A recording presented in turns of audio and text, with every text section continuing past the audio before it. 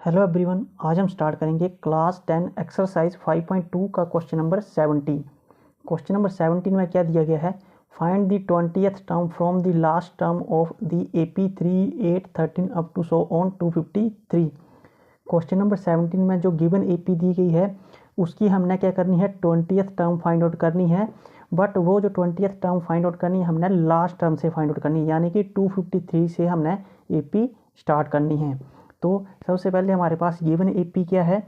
Given AP है 3, 8, 13 up to so on 253। और question में क्या बोला गया है कि लास्ट टर्म से हमने इस AP की जो है 20th टर्म फाइंड आउट करनी है। तो लास्ट टर्म यानी कि 253 से हम रिवर्स जाएंगे, आगे की तरफ नहीं जाएंगे।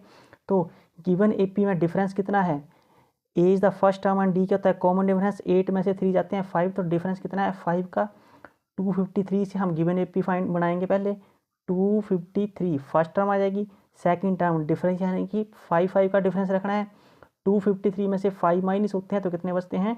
248। नेक्स्ट टर्म 248, उससे नेक्स्ट टर्म क्या हो जाएगी? 5 माइनस करके 243 अप टू सो ऑन, उससे लास्ट वाली आगे वाली टर्म 13, उससे आगे वाली 8 और लास्ट टर्म कौन सी हो जाएगी? 3।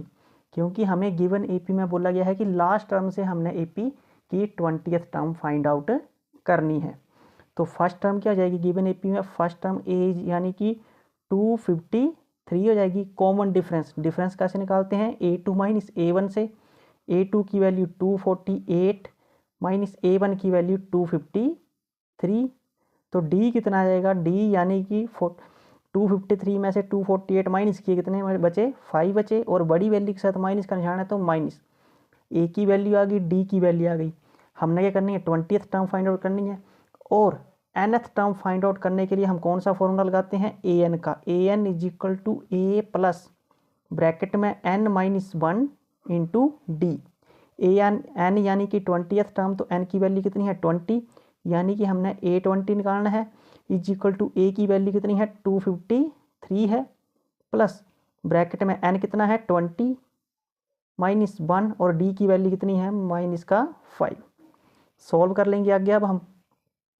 तो A20 की वैल्यू इज इक्वल टू 253 वैसे ही रहा, और 20 में से 1 माइनस किया प्लस का 19 और मल्टीप्लाई बाई माइनस का 5।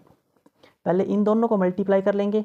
तो A20 इज इक्वल टू 253 और 19 5 का 95 और माइनस का है तो माइनस का 95 आ जाएगा। अब 253 में से हम 95 को कर देंगे, माइनस कर देंगे। तो A20 कितना आ जाएगा? A20 इज इक्वल टू 253 में से 95 माइनस करेंगे तो 158। तो ये क्या आ गई गिवन AP की 20th टर्म। ये आ गया, ये क्या आ गया हमारे पास आंसर।